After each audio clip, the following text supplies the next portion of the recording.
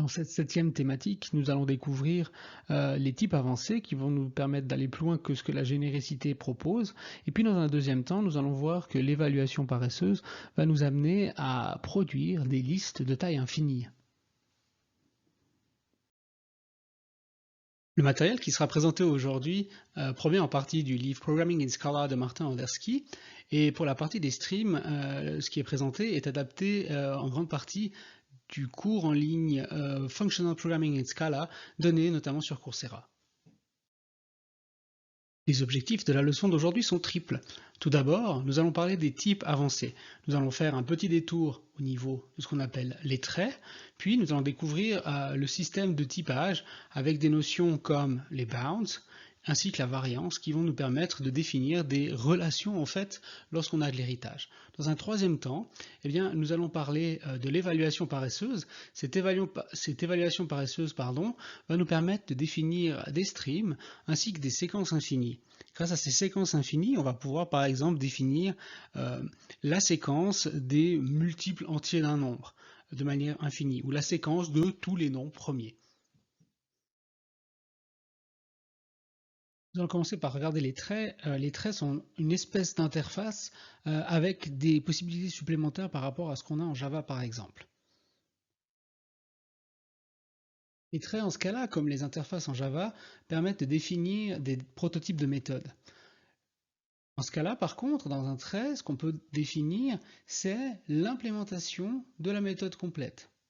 On peut également définir des déclarations de val, ce qui n'est pas le cas, par exemple, dans les versions de Java. Un trait, tout d'abord, définit un nouveau type. Comme la déclaration d'une classe définit un nouveau type, la déclaration d'un trait définit un nouveau type. Un trait, comme je l'ai dit, peut contenir des méthodes et des champs ou attributs. Un trait ne peut pas être instancié.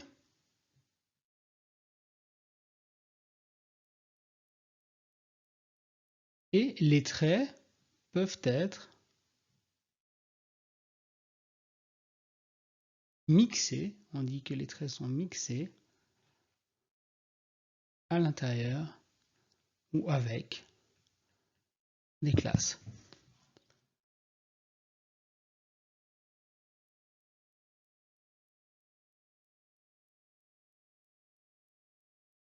La définition d'un trait se fait à l'aide du mot-clé trait, que l'on voit ici. Donc, comme pour déclarer une classe, on déclare un trait. Par contre, on ne peut pas donner de paramètres au constructeur du trait et on ne peut avoir qu'un seul constructeur à l'intérieur d'un trait. Par contre, les traits peuvent être étendus en utilisant le mécanisme de l'héritage. Comme je l'ai dit tout à l'heure, une classe peut mixer plusieurs traits, peut importer ou implémenter, on dirait implémenter en Java pour des interfaces. En ce cas-là, on va dire qu'une classe va mixer des traits et on voit ici que des objets vont également pouvoir mixer des traits directement sans passer par la classe. Cette manière de mixer directement dans les objets et dans les classes, ça va nous permettre de résoudre le problème de l'héritage en diamant. Le problème de l'héritage en diamant, en fait, provient de l'héritage multiple.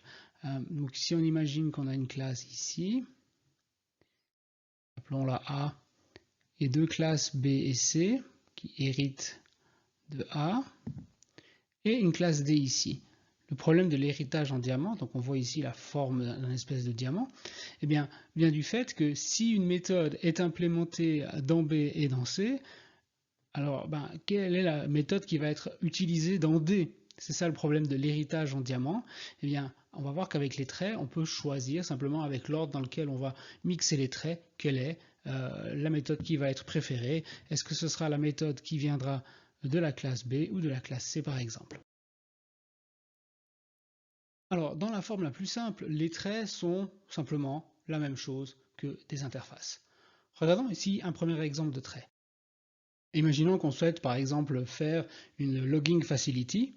On peut pour ça définir un trait ici, comme je l'ai fait, un trait logged. Ce trait comporte simplement une méthode qui va être le message à loguer. Du coup, ici on a une classe, console logger, qui va étendre logged en faisant en fait une définition de ce que fait concrètement le log dans le cas d'un logger sur la console. Donc là on voit que le logger va faire un println en mettant un petit message et puis un petit message pour indiquer ici log que c'est en train de loguer et le message qui a été affiché ensuite. Donc ça c'est un exemple, on va dire un peu standard de ce qu'on peut faire avec une interface, la même chose en Java, hein, et d'ailleurs toutes les interfaces Java peuvent être utilisées directement en Scala comme des traits tout simplement. Alors comme je l'ai dit tout à l'heure, on peut également donner des implémentations de méthodes dans les traits eux-mêmes. Donc on voit ici, hein, dans ce trait, eh bien, on a un trait, mais ce trait ici donne l'implémentation de la méthode. Tout à l'heure, on avait une classe console_logger, ici on a un trait. Eh bien, on peut également implémenter les méthodes concrètes dans le trait lui-même. Je vous propose qu'on fasse maintenant un petit exemple ensemble dans lequel on va en fait regarder comment on peut mixer les traits pour réaliser une factory de logging un peu plus complexe que ce qu'on a vu jusqu'à maintenant et qui va nous montrer comment on peut utiliser les traits concrètement avec un exemple bien pratique.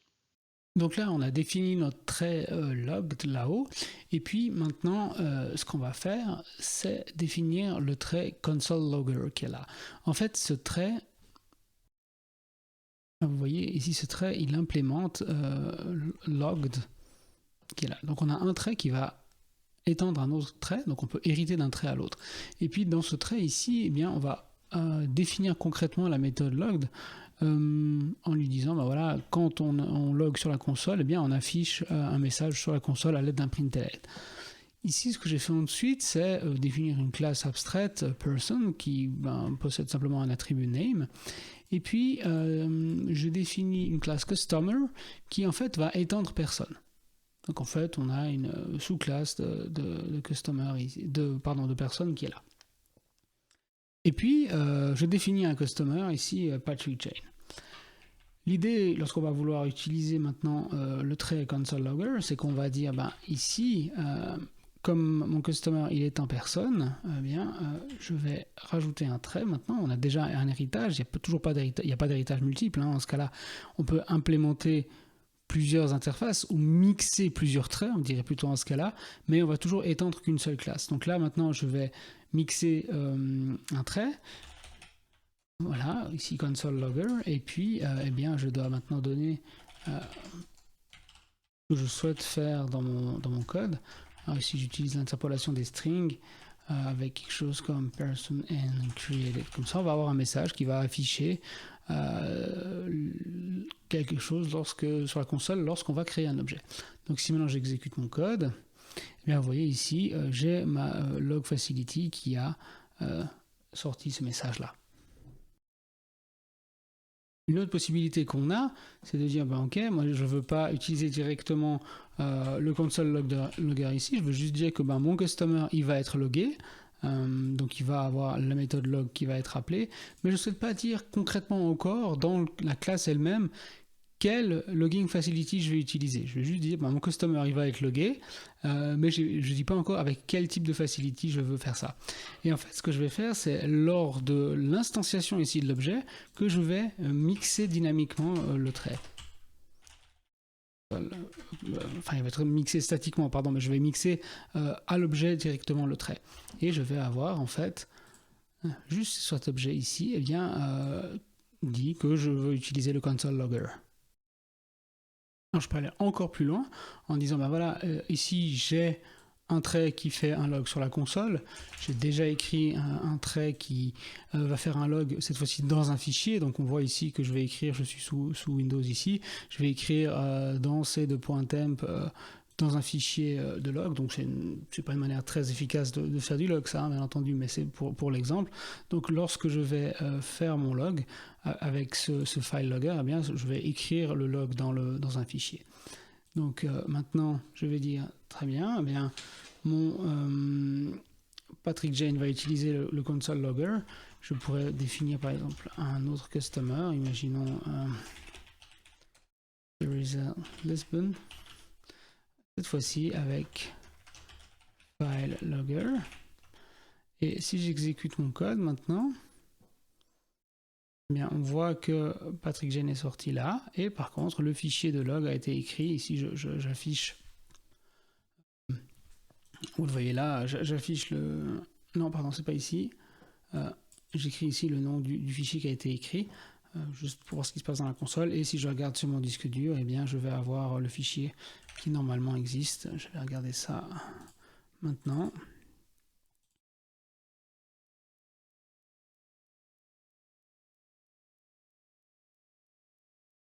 Logfile txt contient bien ce qu'on attendait. On peut aller encore un tout petit peu plus loin en se disant ben voilà, je souhaite que cet objet ici B utilise file logger mais également console logger. Donc on va faire un double log à la fois. On va faire ça.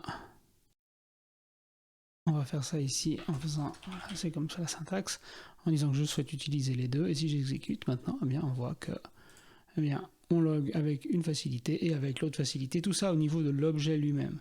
Donc ce qui est intéressant, c'est que si par exemple on regarde B, donc B c'est celui qui a les deux, et qu'on regarde de quelle instance il est, eh bien B est une instance. Est-ce que c'est une instance de logged?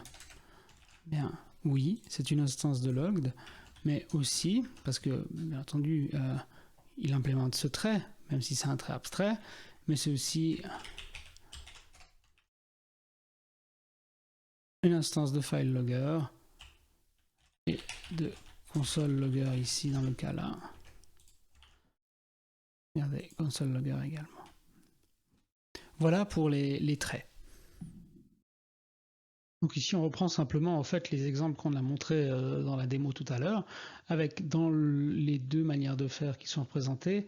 La première manière de faire ici qui en fait consiste à mixer directement le trait console logger dans la classe, et la deuxième manière ici qui va consister à mixer l'interface abstraite, là le trait abstrait, et on spécifie ensuite à l'implémentation si on souhaite l'un ou l'autre. Maintenant, on va se poser la question en fait de savoir est-ce qu'on mixe un trait ou on hérite d'un trait.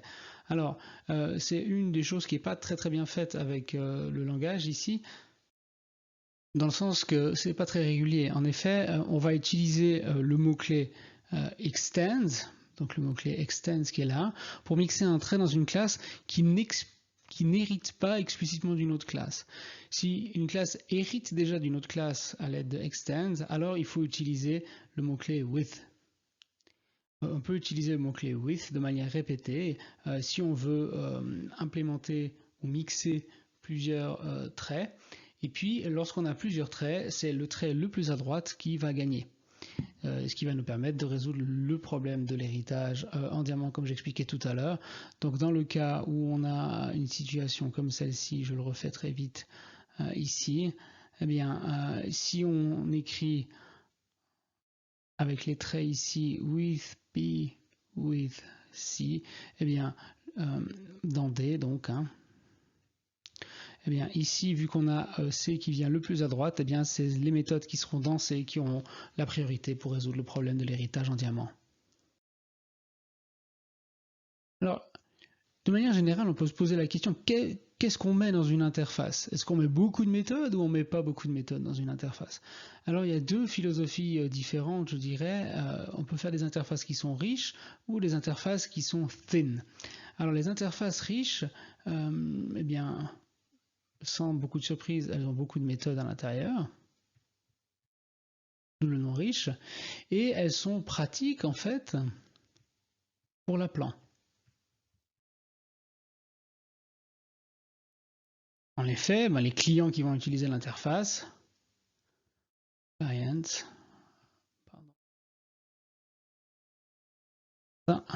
les clients qui utilisent cette interface peuvent choisir les méthodes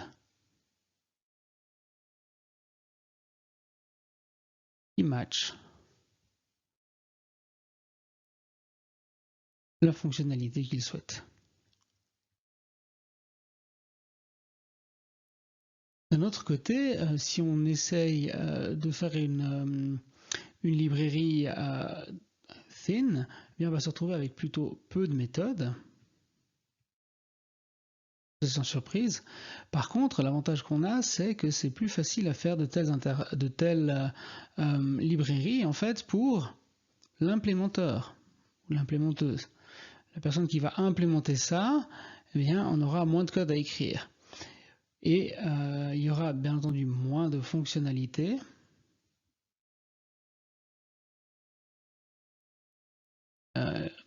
Pour les clients de cette librairie.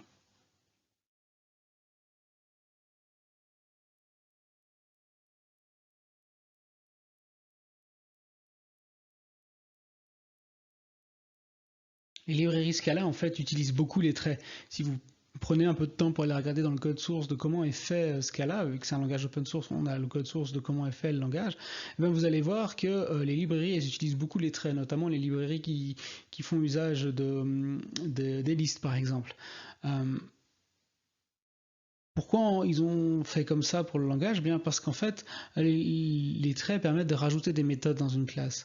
Et puis les traits, ils peuvent enrichir une interface qui est thin en la faisant plus riche et en restant flexible dans ce qu'on fait. De plus, quand on rajoute des méthodes concrètes, donc des méthodes qui ne sont pas des méthodes abstraites, c'est un effort qu'on fait qu'une seule fois. Et du coup, les interfaces qui sont riches, elles demandent moins de travail à faire en Scala, vu qu'on peut mixer tout ça avec des traits. Donc l'idée, de manière générale, pour faire des librairies, et c'est ce que proposent de faire notamment les gens qui font Scala, c'est de définir un trait avec quelques méthodes abstraites. Alors c'est la partie thin de la librairie, et puis on va rajouter un grand nombre de méthodes concrètes à l'intérieur. Et puis finalement, on va mixer ce trait dans la classe qui nous intéresse, dans la classe qu'on est en train de faire, et on implémente la partie thin. Je vous propose maintenant qu'on regarde un exemple concret de cette idée d'interface thin et rich à l'aide du trait ordered. Ce trait ordered, en fait, il est donné dans la librairie Scala. Ce trait ordered est paramétrique en A et il permet de spécifier une relation d'ordre entre deux objets. Donc cette relation d'ordre, elle va nous permettre de faire différentes choses. Elle va nous permettre de dire, ben voilà, est-ce qu'un objet est plus petit qu'un autre, plus grand, plus petit ou égal, plus grand ou égal. Et tout ça va être fait en fait à l'aide de la méthode compare qui est donnée là. Donc ces différentes méthodes qui sont là sont les parties déjà implémentées et toutes ces parties déjà implémentées utilisent cette méthode qui est ici, qui est une méthode abstraite. Et c'est cette méthode abstraite qu'on va implémenter, la partie thin, qu'on va devoir implémenter. C'est ce qu'on va faire dans un exercice tout de suite afin de pouvoir comparer deux objets et de donner des relations d'ordre entre des objets en Scala. Voici ici un exercice sur les traits. On va essayer d'implémenter un trait ordered de façon à ce que le code qui est affiché ici fonctionne. Donc le code que nous avons là, eh bien tout d'abord on voit qu'on a une classe foo à l'intérieur. Cette classe foo prend comme argument dans son constructeur un nombre entier. Et puis on va essayer de comparer ces foo, de faire en sorte plutôt que ce code qui est ici en dessous fonctionne. Alors quels sont les résultats attendus? Ici on a A qui est une instance de foo avec la valeur 2. Est-ce que c'est plus petit que foo 3? La réponse devrait être true. Pour celui-ci, la réponse devrait être false parce que le 2 est plus petit que le 3. Est-ce que A est égal à B? Ça devrait également être égal à faux. Celui-là devrait être égal à true parce que le C qui est ici contient la même valeur. Et puis finalement, est-ce que A est plus grand ou égal à C? La réponse devrait également être vraie. Donc je vous propose que vous essayiez d'implémenter ce code en tant qu'exercice.